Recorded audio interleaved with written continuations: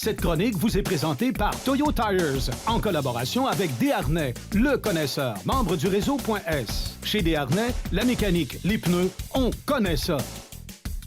Nous sommes présentement chez Desharnais Pneus Mécaniques. Je suis en compagnie de Jean-Guy Roy. Salut Jean-Guy. Salut Daniel. Alors Jean-Guy, chronique de pneus. Évidemment, on va faire le tour des différents manufacturiers. On a beaucoup à jaser. On va commencer avec Toyo, Jean-Guy. Oui, chez Toyo. Bien, le manufacturier Toyo, on a quand même un pneu d'application pour chaque véhicule.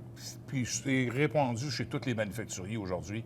Tous les manufacturiers se sont appliqués à développer, selon les dimensions de nos véhicules, un pneu qui est approprié le plus possible. Et il y a deux segments qui sont importants à faire la différence entre un neige et glace ou un glace et neige. C'est vraiment une différence parce qu'on sait qu'il y en a un qui va être porté à être plus sur pavé mouillé, pavé glacé, avec beaucoup plus d'arêtes dessus, donc qui va se déployer pour freiner, bonne stabilité, et il va être plus doux à rouler également.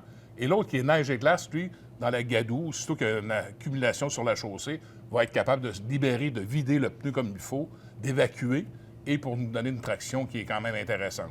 Donc, on va avoir le même phénomène sur l'ensemble des manufacturiers de pneus. Chez Toyo, ça ne manque pas le coup. On a le GS6 ici, qui est vraiment leur pneu neige et glace.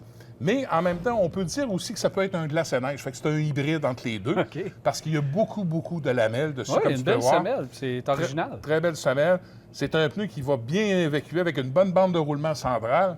Avec ici le G3S. Le G3S ici, bien, on le voit par sa traction aussi. On veut souligner que c'est un pneu beaucoup plus à glace, mais par sa traction, va faire la différence aussi au niveau de la neige. On a le fameux pneu hybride, le pneu 4 saisons qui cherche à devenir un pneu d'hiver par la force des choses, par un pictogramme. Donc, c'est celui-là ici, le Celsius. Application pointue, Jean-Guy. Oui, une application très pointue. C'est une application vraiment dépanneur. C'est une application, c'est vraiment... Compromis extrême.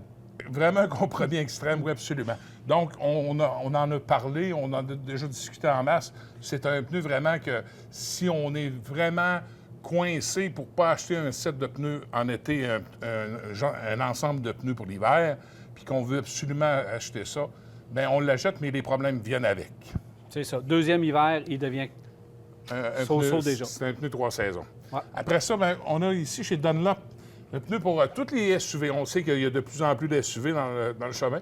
Le Grand Trek SJ8, on l'appelle Max à cette heure, SJ8. C'est un pneu, regarde toutes les lamelles qu'il y a sur la bande de roulement. Oui, C'est un pneu unidirectionnel avec bande de roulement centrale, bonne évacuation, puis l'épaulement plus carré aussi. Donc, tout de suite, ça nous fait dire un véhicule SUV, c'est un peu plus haut qu'un automobile.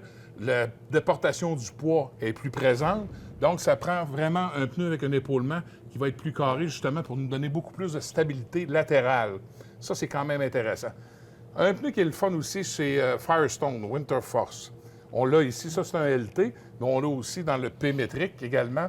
C'est un pneu qui use très, très bien.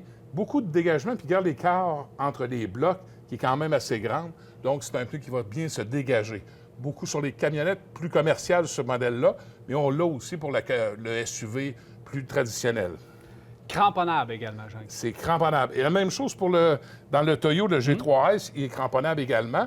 Et donc, ça fait en sorte que les crampons, il faut faire attention parce qu'on parle de plus en plus de crampons écologiques. On va le voir chez d'autres manufacturiers qui arrivent cramponnés de l'usine de pneus.